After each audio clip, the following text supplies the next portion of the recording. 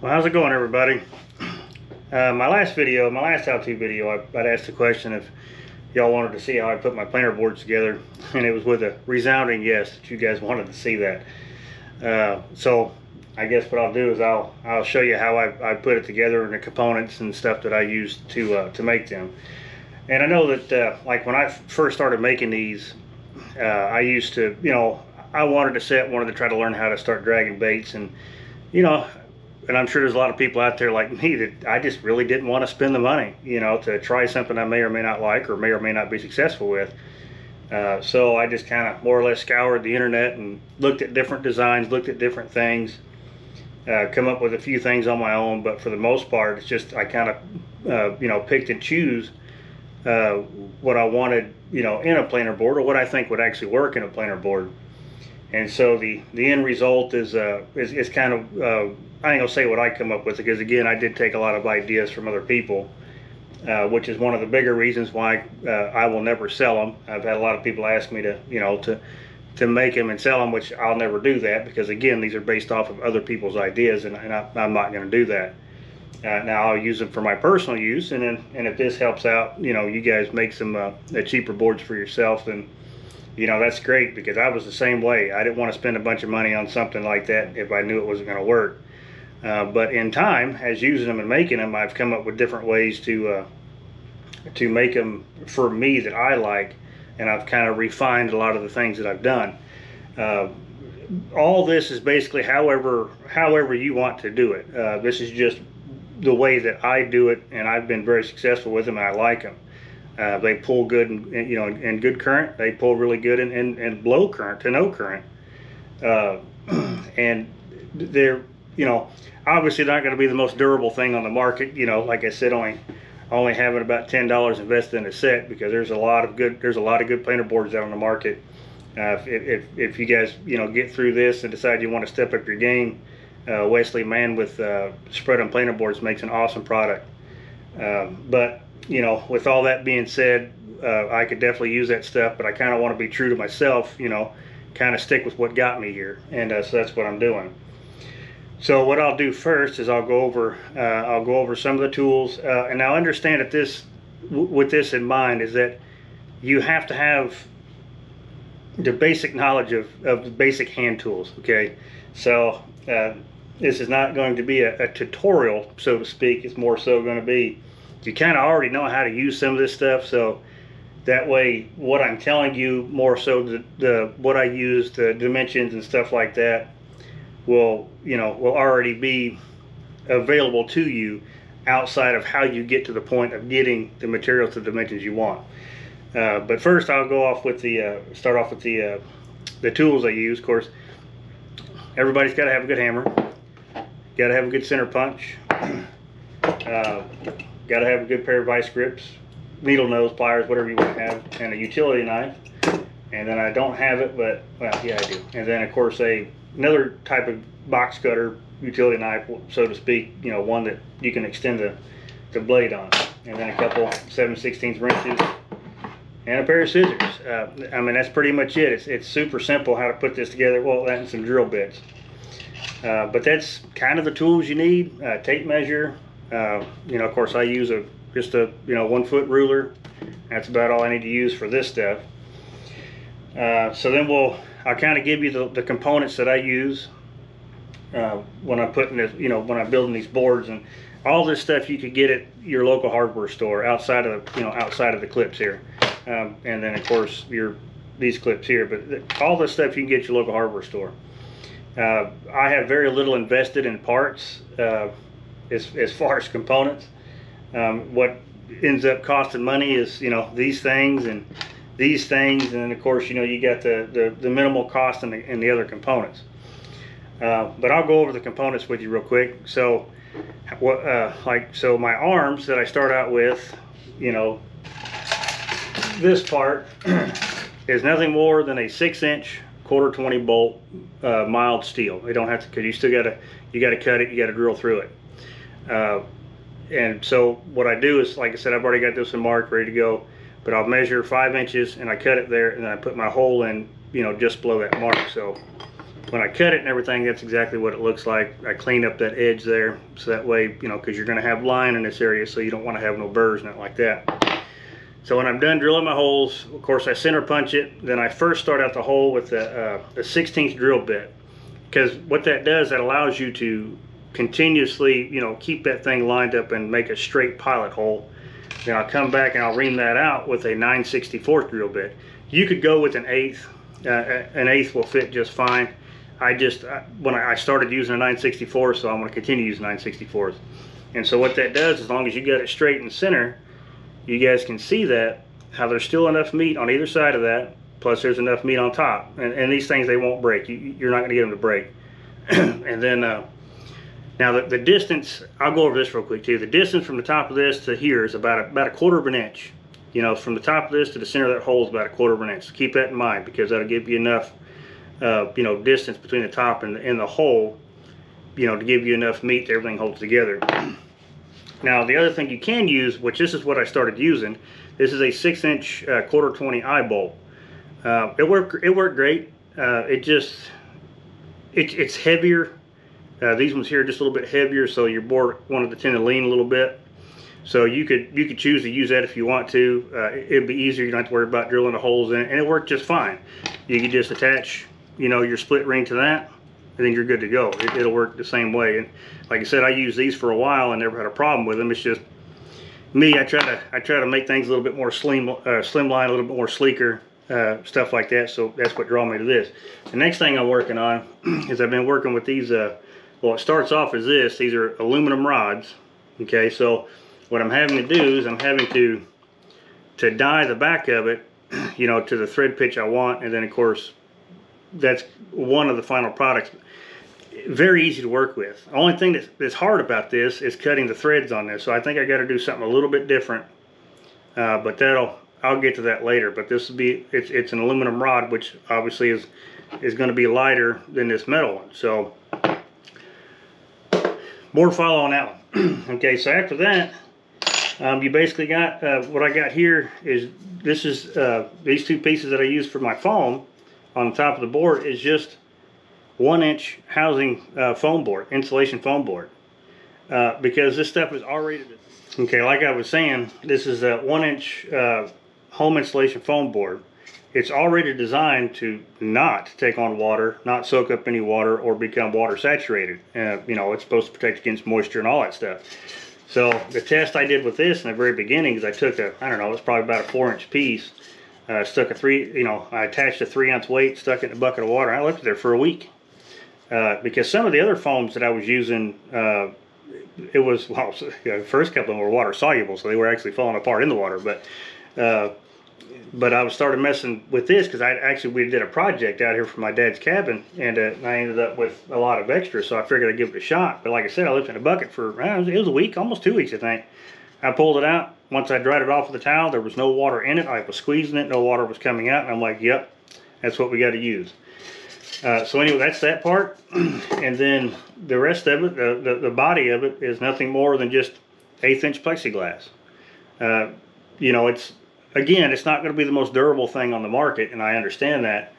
But as long as you don't drop them, step on them, slam them in a compartment or nothing like that, these things last you forever. For example, I made this board, I don't know, a long time ago, and the only reason why it's broke is because I had 2 fish. I had 2 takedowns. Well, I caught the first fish, and the second fish, seemed like a little bit bigger. So as soon as I got the first fish in, I just kind of boat flipped him into the boat, and I laid the rod down. Well, the whole time he was down there flopping with this still attached to the line, and of course slamming this around, and that's what broke it. So that's the first one I've broken the last year and a half, almost 2 years. So again, like I said, there's a lot of good products on the market, a lot more durable than this. But again, if you take that into account, knowing that you don't want to step on them, you don't want to drop them, you'll be just fine. These things will last you a long time.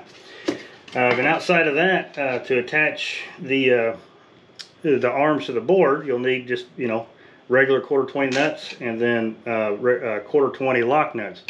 And see, I know you can see this. I always use they call these nylocks because they're a nylon locking nut, which they make another type. It's just where there's no nylon in it. It's just bent on the back end, so when you tighten it down, it locks to to the threads. And those will work too. Those will work fine. It's just that I always anticipate, like, okay, so let's say like this happens, I can harvest the good components off of this, right, and reuse them on the next board. Well, with them other lock nuts, because you'll see there, you'll get a little bit of rust, you'll get corrosion. So if you have the other style lock nuts on there, you're gonna be hard pressed to get that back off. Well, this one I can get back off. And so yeah, outside of that, we will go into. Oh, let me go over the clips real quick. So, okay, so these are the only clips I use, and I swear by them. And I've used the other. They make a couple different types that are, you know, red in color. The one that I first started off with and thinking it was a really good idea, and I see a lot of people using them. And you know, if you're cool with using them, then awesome. But the ones that you have to physically unlatch to get the board or the line off the clip, and then whatever. I've watched a lot of videos where guys are using them, and it just throws way too much slack in the line, because you gotta, if you're fighting a really good fish and that fish is dogging, or he's running at you, you know, things like that, then you got to stop to unhook this planer board. I don't know. I don't know. I mean, I've seen a lot of big fish caught with those. Just me personally, that's the last thing I want to do is throw slack to a fish. So that's why I choose these ones. They hold just fine. Yeah, if you get hung up, it snaps loose. Okay, you're gonna have to reset. Okay, awesome, whatever. It's just part of the game. But if I get a fish that takes down, I pop that clip loose, and I ain't got to worry about nothing but me and that fish. So that's kind of what I use. And then outside of that, the split rings I use, these are 3/4 inch split rings. I buy these off of Amazon. I don't know, I think I get like a pack of 100 for, I don't know, maybe $8, $9.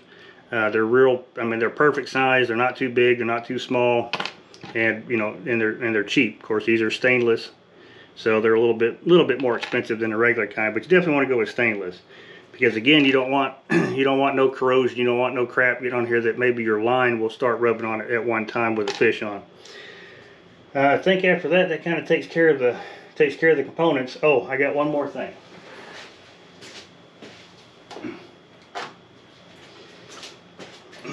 Okay, so this tape right here, that's what I tape all my boards with. Okay, so this tape is, I'm sure there's another one out there, but I'm not 100% sure of what the name of it is. But to my knowledge, this tape here is the only one that I know of that is waterproof. Okay, so you can buy other duct tapes, or what they call duct tape, and if you apply it, you know, to something dry, but then you submerge it in water, it will start peeling over time, because water's, you know, getting underneath the glue of it. Now this tape, which is on this board, and I've ran this board months, several months, and I have no edges peeling, no edges coming loose, nothing. And so that's why I tell you specifically this brand, because it's the only one that I know of that is 100% waterproof. Once you apply it dry, it sticks, no water can get up underneath it and make it come loose. Okay, so we've covered all that. So now I'm going to go over the dimensions of everything. So okay, we all know, like I went over, this is 5 inches. I gave you, you know, the spot where that goes. That's about 1/4 inch down from the top. You know, use no bigger than a 9/64 drill bit to put that hole in there. So that's 5 inches.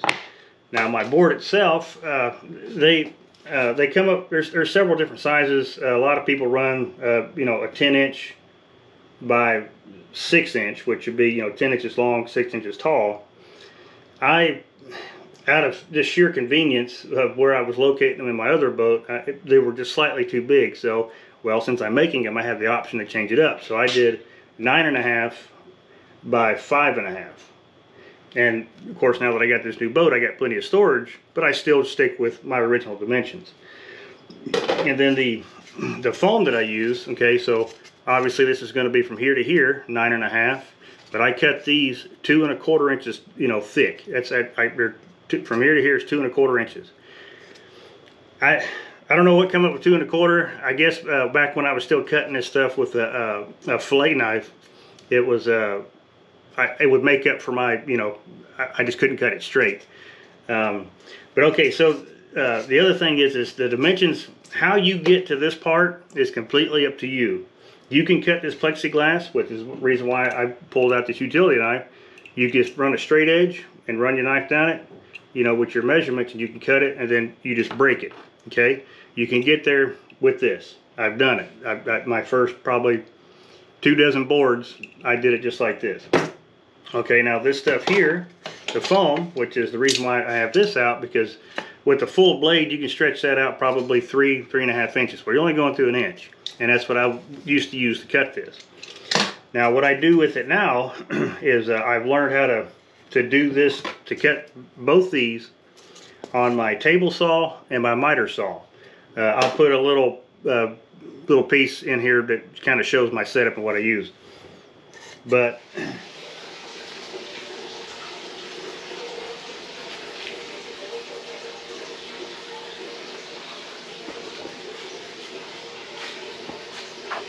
shows my setup and what I use. But that's how I get there now. And of course, this is completely optional. That is, you can leave it just like this if you want to. I do it this way, so that way when it sits on the board, you go ahead and get it in there.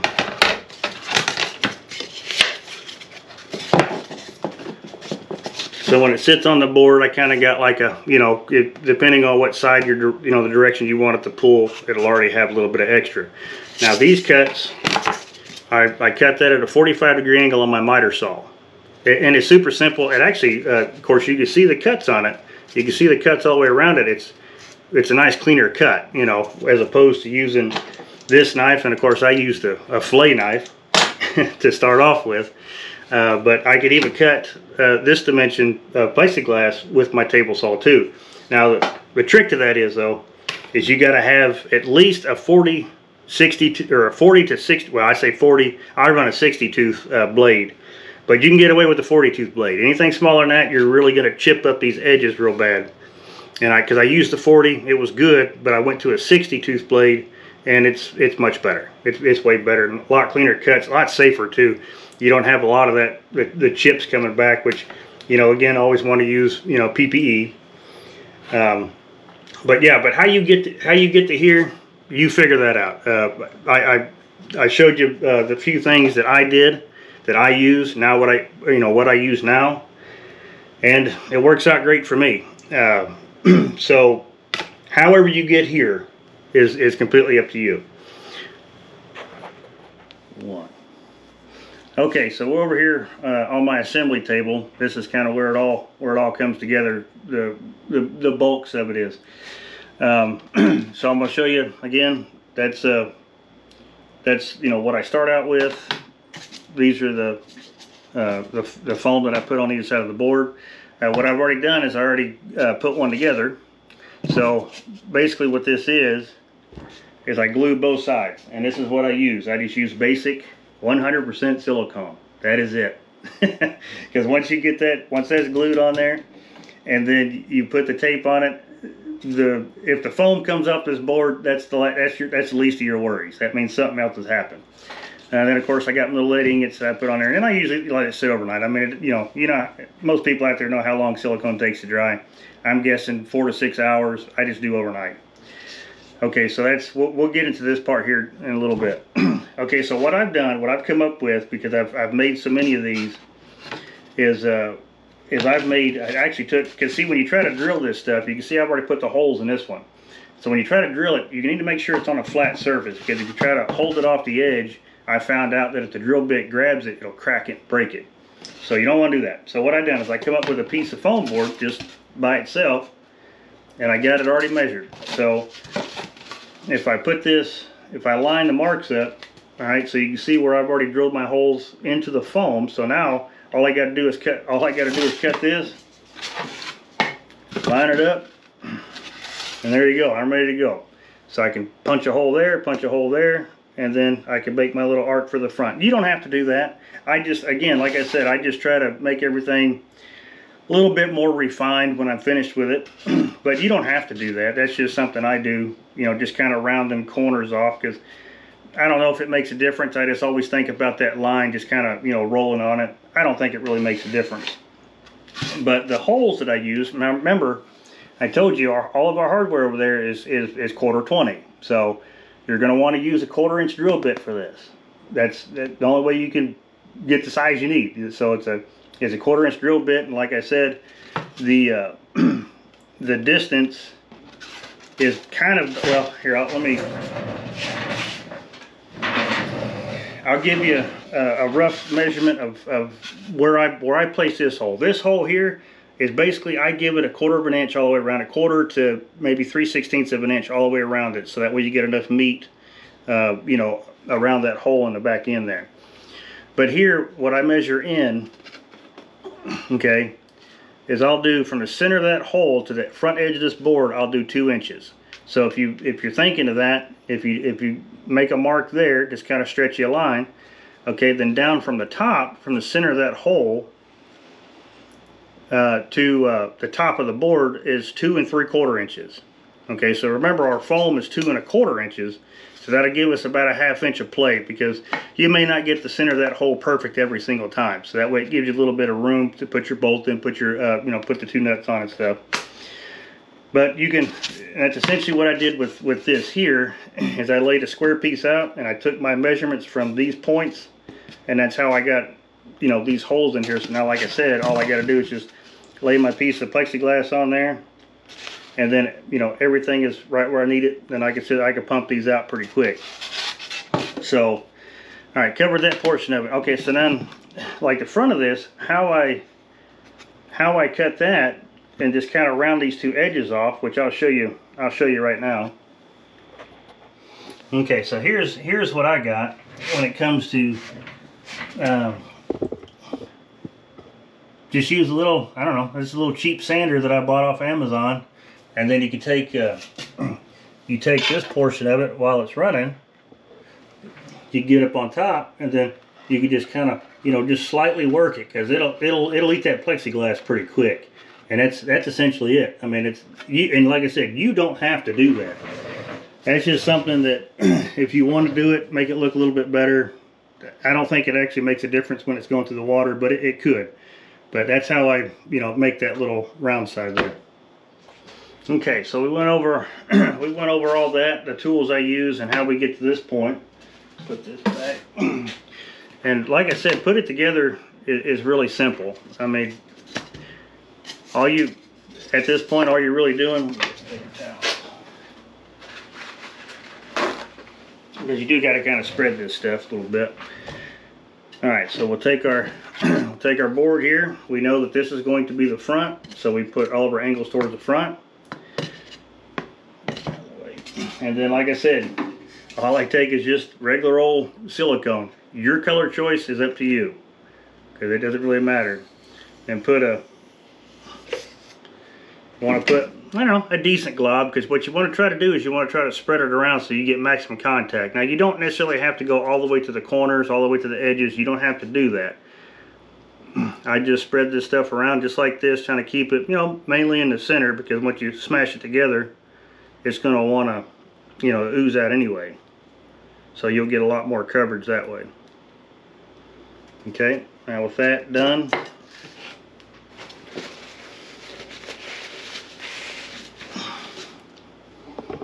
situated. You get that done, and all I do is I just line up the edges of the board, set it on there, making sure I got it straight, because I have done these backwards, and you just kind of set it, okay? Because you'll see it, it's cool, but basically as you can see it spreading. And you just do the same thing to the other side, put it on top.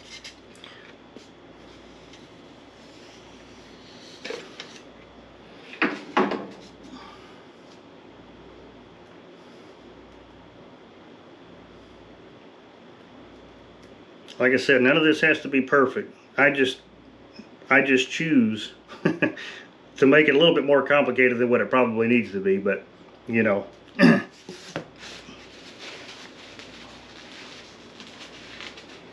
Alright, same deal. You just take this, line it up on top, kind of work it in. I kind of move it around just a little bit. You can see I get a little bit of squirt. Alright then.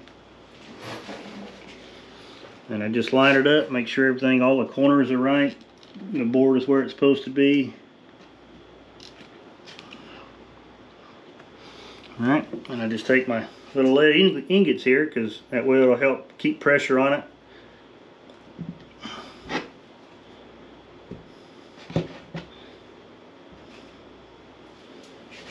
Okay, but now I got it in my way, so I got to move it. All right, there we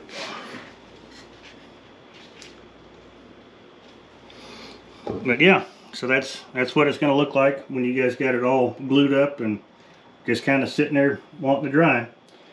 Which I can see that I kind of got some. There we go.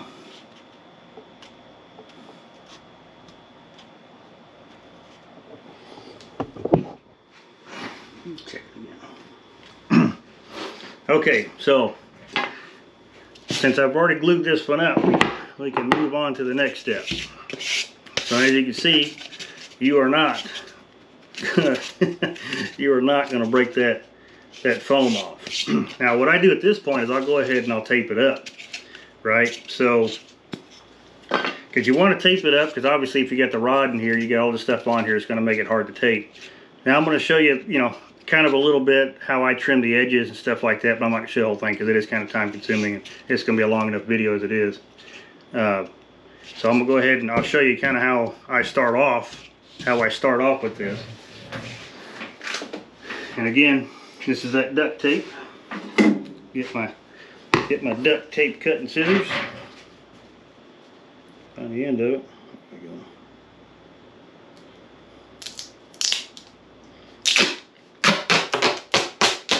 Pull off, what you think will cover the length.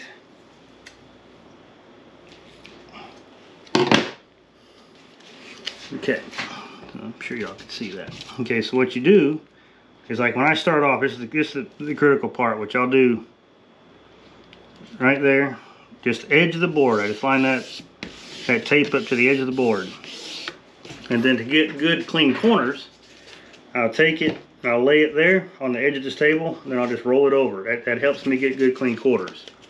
So you can see how clean that is right now. And you just kind of work it flat, work all the air bubbles out. And see, like I said, how I do the rest of it, you don't have to do this. I do it because it looks a lot better, and looks a little bit more streamlined. Okay, but I'll go ahead and give you the tip anyway on how I do it. Okay, so you see how we got this corner that runs down and it comes to this flap here. So right there at the tip of that, where this corner comes out, I will cut all the way to the foam. So now I've created, two legs, I guess. So how I like to do it, because I'm going to run a wrap completely around the outside, so I don't really need to worry about, overlapping. I like to have all my seams facing backwards, if that makes any sense. So that way no water is, when it's through the water, it's not hitting a seam facing this way. So what I'll do is I'll cut that, I'll fold it over, I'll take this piece and I'll fold it down. And you can see how clean that looks on the back end. Again, you don't have to do this. This is just something I personally prefer when I'm putting these together. And the same thing on this end is I'll go to where this comes out, and I'll go all the way to that seam, I'll cut it. Alright, so same thing, this is what I got. So I'll take this piece that comes on at the edge of the angle, I'll hold it down, then I'll just fold it over. Then I'll take this flap, I'll come across and fold it over. See, that's pretty clean. And that's how I like doing it. But like I said, this tape here, it's stuck. It ain't going nowhere. It ain't going nowhere. That's one good thing about it. And I've tried different tapes just like this that were not this brand, but I tried different ones, and I mean, I had the problem of it. It was just, things were just kind of peeling off. The corners were peeling off.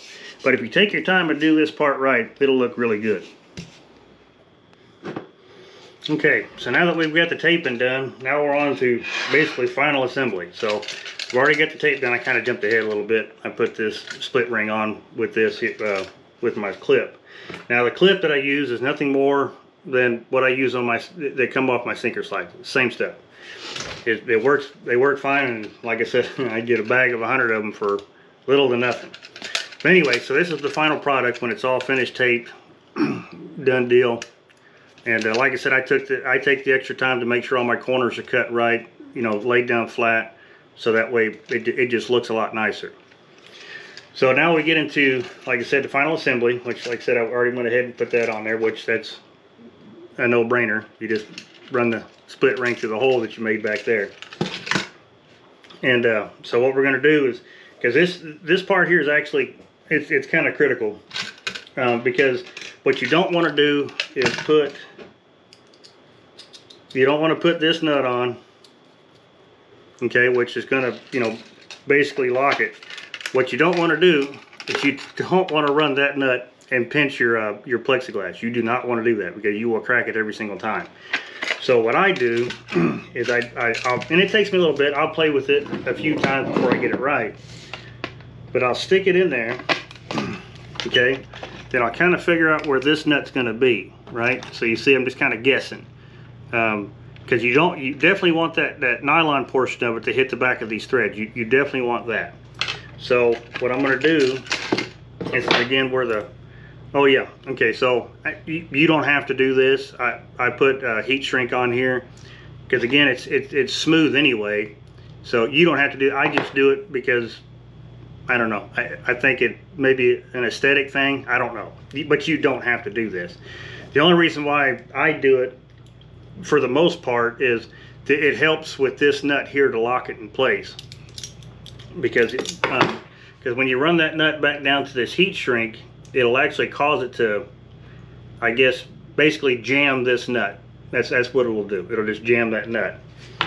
So to do that, you know, of course, we'll go back to, like I was saying, I looked at that and I could see that, you know, these threads got to come forward just a little bit more so I can catch the nylon part on the back of these threads. So I take my little vice grip needle nose, and you could use anything at this point, anything that'll hold it in place, but you don't want to mess it up a whole lot by, you know, clamping a vise or something. But I'll take this, then here 7/16 wrench, and I'll just back it in a little bit, and then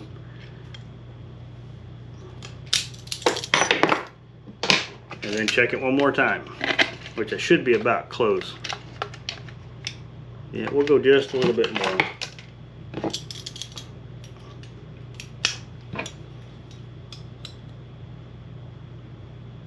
Yeah, we should be good there. Okay, check it one more time. So I don't know if the camera's picking that up at all, but you can see that now we're a couple threads outside of the nut, right? So that's where you want to be. So when that's done, you go ahead and put this on. I'll put my vice grips back on this end. Clamp it down, take the 7/16 wrench, and then, like I said, you do not want to tighten it up all the way. So let me get to a, because you're going to have a little bit of play with it, because you do want it to be able to spin a little bit. I think we're actually right there. Okay, so you're going to have just a little bit of play in it, which I could probably take some more of that up. Like I said, you just kind of want to play with it till you get that right feel, because you don't want it to flex a whole lot, which, see, I got a very little bit amount of flex in there, but I can spin it. All right, so that's another critical part too. You want to be able to move that thing, okay? But you don't want it to move a whole lot, which that's acceptable for me with being a, you know, like I said, a plexiglass planer board. Then after that, it's pretty simple. You take your split ring with your clip on it, and that's it. There's the finished product. It's ready to go fishing. It's actually, it is super simple to make these things. I think more so a lot of people look for is, you know, the components and whatnot, what goes into them, and that is it, man. Like I said, I could do this. It's actually less than $10 a set that I've got into this, and it's just amazing of what little bit of common knowledge and, you know, a little bit of thinking outside the box of what you can get for $10 nowadays. Because like I said, when I first started using planer boards, that's exactly what I wanted to do, was not spend $100 on a set and then be like, oh well, I don't like this no more, so now I got $100 wasted. This way I can make it, and see, over time I've also, you know, like I said, kind of worked with different things, worked with different you know, foams, different tapes, you know, different ways of attaching this, to come up with what works for me. And this actually works for me, but like I said, I'm still working on, you know, doing the aluminum rods, which I got to come up with a better way to cut them threads, but I'll come up with it. But outside of that, I hope this works. I hope this helps. I hope you guys, like I said, I was going to go into like a big tutorial thing about all this, because you kind of already have to have, you know, a common knowledge of basic hand tools. And if I didn't cover that in this video and that's something you wanted to see, well, I apologize. But for the most part, people that I've talked to, it's basically more so the components. How you put it together is completely up to you. This is just how I put it together, and it's been working for me. And the great thing about it is, you know, again, like I did with my dragon weights, I can come down here and I can pump these things out as many as I want. You know, I've made some for friends of mine, stuff like that, because they're just, you know, they're needing planer boards, you know, and I've made some for people that, you know, are just wanting to get into it and haven't tried it before. And it's honestly a great way to fish. It really is. So with that being said, I really hope this video helps some of you guys out how to just, I guess, kind of just do it. You know, don't not do it and then sit back and think, well, you know, how am I going to afford to buy some stuff like this? I say, like I said, I think, 'cause I broke it down last night, I got less than $10 in a set of boards. It's just a matter of a little bit of know-how and a little bit of will, and you can do this yourself. So like always, I appreciate you watching this video, and I hope this answers the questions, helps people out. But I'm sure you guys will let me know in the comments. But like always, I appreciate you watching this video, and I'll see you on the next one.